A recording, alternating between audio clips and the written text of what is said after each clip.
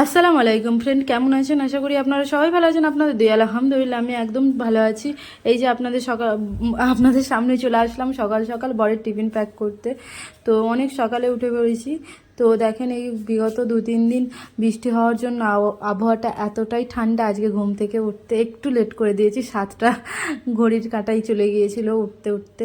তো তারপরে আমি ভাবলাম যে কি রান্না করব না করব 1-1.5 ঘন্টার মধ্যে। তখন আমি এইটাই ভাবলাম যে একটু ডাল, আলু ভর্তা, একটু ডিম ভাজা এরকম করে ফেলি। তো সেইটাই, যেমন কাজ তেমনই, মানে যেমন করা তেমনই কাজ, একটা কথাই আছে না, সেটাই তো হয়ে গেছে। তো যাই হোক, তারপরে দেখেন আমি আলুটাও মাখবো বলে রেডি হচ্ছি, আর ডিমটাও ভেজে ফেলেছি। সব কাজকর্ম, সমস্ত কাজ টাজ সব করে একদম গোসল টোসল করে তারপরে আপনাদের সামনে আসলাম। আর একটা এমন অভ্যাস হয়ে গেছে সকাল সকাল গোসল করা, তো আমার যেন না গোসল করলে হয় না এরকম। তো যাই হোক, তো দেখেন ভাতের ফ্যানটা ঝরাবো বলে ভাতটা করে দিচ্ছি, উপর দিয়ে দিচ্ছি। আর সেদিকে এবারে বরকে তুলে দিতে হবে। ঘড়ির অ্যালার্ম বেজে গেছে 8টার, ওকে তুলবো। আর তার আগে এই যে এটা ভালো করে কিচেন টাওয়ালটা রেখে দিলাম। আর এই যে দেখেন কালকে রাত্রের মাংস, এখানে আরও ছোট ছোট পিসগুলো পড়ে আছে। কি বলুন তো, একটাই কথাই আছে, বিনা নুনে সব কিছুটাই কি বলে না, একটা নুন না দিলে সব কিছুটাই মানে অসম্পূর্ণ হয়ে যায়, থেকে যায় তরকারি। সেটা আমার সঙ্গে হয়েছে কালকে। কি সুন্দর করে তরকারিটা ভালো করে করেছি। আর আপনারা জানেন আমি নুন দিতে ভুলে গেছি। খাওয়ার টাইমে কোনো স্বাদ পাই না। আমি আমার বরকে না ভয়ে ময়ে বলতে পারছি না যে কি হয়েছে, ও আমাকে বলতে পারছে না যে পায়েল কি রান্না করেছে। লাস্টে আমি বলেই ফেলেছি, হ্যাঁ গো কিছু কেন স্বাদ পাচ্ছি না। আমি মরে টরে যাবো নাকি? মরার আগে আমি শুনেছি 41 আগে থেকে মুখে স্বাদ চলে যায়, সেটা আমার সঙ্গে হচ্ছে নাকি। বলছে পাগলি তুই তরকারিতে বুঝি নুনই দিসনি। তারপরে নুন দিয়ে একটা হুইসেল দিলাম। যতই হোক খাওয়া তরকারিতে নুন দিয়ে হুইসেল দিলে সেই স্বাদটা কি আর আসে বলেন? সেই স্বাদ তেমন আমাদের সঙ্গে হয়েছে। তবুও বর যতটুকু পারে খেয়েছে, আর আমি তো একদম খাই না এরকম। আর এই 4 পিসের মতো মাংস পড়ে রয়েছে, সেটা এখন ভাত দিয়ে মেখে মুখে খাইয়ে দেবো। আর দেখেন বিছানাটা আপনাদের সঙ্গে কথা বলতে বলতে কেমন ঝেড়ে দিয়েছি। আর একটা যাই বলেন না কেন, এখন আমি বিছানা কিন্তু দারুণভাবে করতে শিখে গেছি। এই যে দেখেন কেমন টান টানভাবে, একবার এমন বিছানার চাদর পেতেছি আর সেটা হয়ই না, মানে খুলে যায় না। আর এইদিকে দেখেন পর্দাটা খুলে দিচ্ছি আর লাইটটা অফ করে দিলাম। ফোকাসটা নয় পুরো ঝাপসা আসতো, আপনাদের দেখতে খারাপ লাগতো। আর এই যে বরের ট্রাউজার বলো প্যান্ট বলো সব ধুয়ে দিয়েছিলাম, এখন রোদ্দুরের কারণে শুকায় না, এরকম অবস্থা। তো যাই হোক বাবা, রোদ্দুর দরকার নেই, আমি অনেক শান্তিতে রয়েছি। আমি কেন বাবা, পশ্চিমবাংলার সব মানুষটা শান্তিতে রয়েছে। এই বৃষ্টিটা হওয়ার দরকার ছিল। আর সেদিকে দেখেন টিফিনটা ঠান্ডা হতে দিয়েছি, মানে তো ওই ডাল টাল ওইগুলো। আর তার আগে এই যে বরের এই যে প্যান্ট ট্যান্টগুলো এগুলো গুছিয়ে দেওয়ার একটা আপনাদেরকে জিনিস দেখাচ্ছি, দাঁড়ান।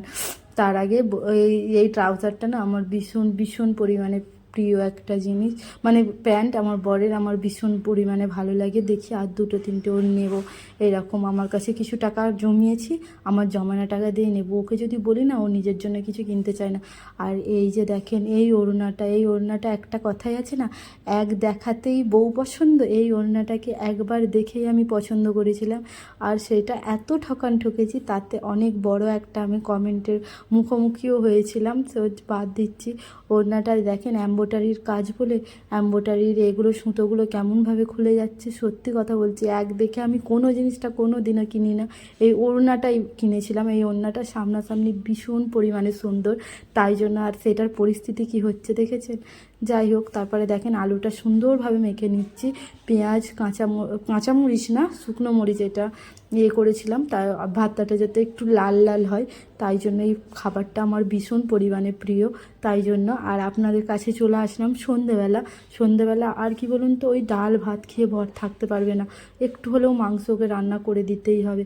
ফ্রিজে মাছ মাংস পড়ে রয়েছে, ও বলে আমি আর ডাল ভাতে তোমার মনে হয় পায়েল মুখ দেবো, তুমি একটু হলেও আমার জন্য মাংস করো। ওর কি ইচ্ছা ছিল জানেন? এই মাংস কষা আর চালের আটার রুটি বানানোর।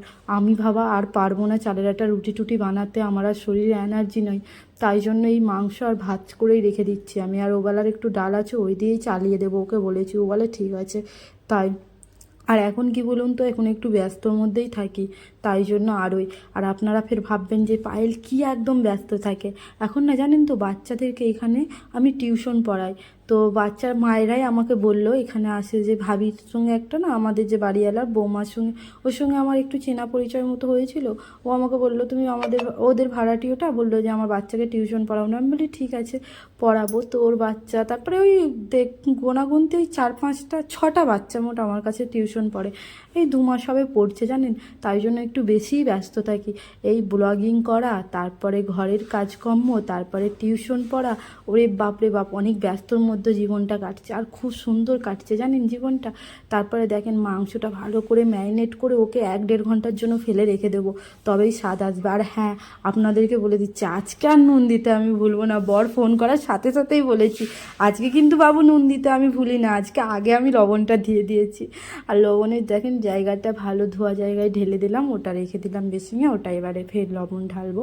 এখানে দেখুন মরিচের গুঁড়ো, হলুদের গুঁড়ো, তারপরে ওইতে বেশি করে একদম পেঁয়াজ কেটে দিয়েছি। আমার পেঁয়াজের ফ্লেভারটা জাস্ট ওয়াও লাগে মাছ মাংসে, আমার ভীষণ পরিমাণে ভালো লাগে বেশি বেশি পেঁয়াজ দেওয়া।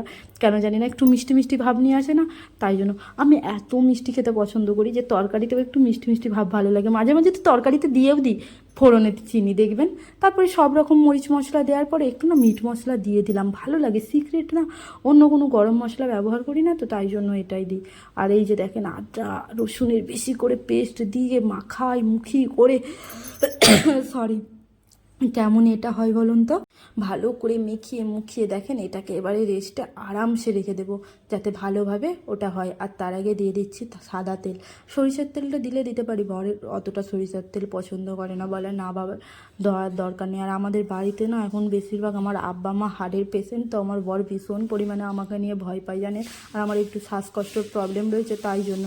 তারপরে দিয়ে দিলাম দেখেন টক দই, একটু বেশি করেই দিলাম তুলনামূলক। এই টক দইটা মাখার জন্য আর একটু তরকারি টরকারি দেওয়ার জন্য। আর ঘরে যেই টক দইটা পাটি না, ওইটা শুধু খাওয়ার জন্য, ওটা তরকারিতেও দিই না আর মাখিয়ে না। আর হ্যাঁ, আমি টক দই মাখি, তারপরে চুলে দিই, এগুলো করি। এখন কি জানেন আর একটা আপনাদেরকে কথা বলি, আমার চুল পড়াটা ভীষণ পরিমাণে কমে গেছে আর ভীষণ বড় বড় আমার চুল হয়ে গেছে। আমার চুল এমনিতেও খুব বাড়ে, আপনাদেরকে যদি দেখানো হতো না দেখাতাম, কিন্তু দেখানো তো যাবে না, তাই জন্য আরই। তো দেখেন ভালোভাবে মাংসটা মাখিয়ে মুখিয়ে রেখে দেবো। এটার গন্ধটাই যা উঠে যায় না, ওটাতেই জাস্ট ওয়াও লাগে। আমার ভীষণ পরিমাণে এরকম করে মাংস রান্না ভালো লাগে, আমার মা এরকম করে করে। আর কি জানেন তো, একটা আমাকে বড় কুকার নিতেই হবে। মানে মনে হচ্ছে আব্বা মা 1-1.5 মাসের মধ্যে আমার বাড়িতে আসবে বুঝি ঘুরতে, জানি না সঠিক এখনও। তো আব্বা তো বলছে আব্বার যদি একটু কাজের চাপটা কমে তাহলে মাকে নিয়ে এসে ঘুরে যাবে। আর একটা না টমেটো দিয়ে দিচ্ছি, মা আব্বা আসলে এবারে আমার মেজো আপাদেরকেও নিমন্ত্রণ করব আমি বাড়িতে, আমার বোনাইকে। তো তাই জন্য আরই। তারপরে দেখেন ওই সব কাজকর্ম করে নেওয়ার পরে না আর মানে থাকা গেল না, আজকে তো চা একটু খেতেই হয় বলেন। এই নেশাটা আল্লাহ, এটা একটা পাগল নেশা, কেউ যদি পরপর 2-3 দিন খেয়ে নেয় এইটার প্রেমে পড়বে। আমি ভাই পড়তে চাই না, এই একটু খাবো খেয়ে রেখে দেবো। একবার আমি এই নেশা ছেড়িয়েছি আর আমি এই নেশা একদমই ধরাতে চাই না। আর এই যে দেখেন কাপ, এই কাপগুলো খুব সুন্দর না, আমার ভারী পছন্দ এই কাপগুলো। আমার বাড়িতে কেউ আত্মীয় স্বজন আসেই না জানেন যে এই কাপে করে চা দেবো, তাই জন্য নিজেই একটু খেয়ে নিলাম। এই ফার্স্ট টাইম এই কাপে বুঝে চা খাচ্ছি, না এর আগে খেয়েছি, ঠিকঠাক খেয়ালও নেই, চা তো খাওয়া হয় না। আর এই যে এই বিস্কিটটা, এই বিস্কিট খেতে আমি ভীষণ পছন্দ করি জানেন, ক্রিম কেক আর বিস্কিট। এইবারে বর জিরে দিয়ে বিস্কুটটা এনেছে, এই জিরার ফ্লেভারটা একদম আমার এই বিস্কিটে ভালো লাগে না। তো আজকের মতন ফ্রেন্ড এইটুকুই ভিডিওটা, আপনারা ভালো থাকুন সুস্থ থাকুন।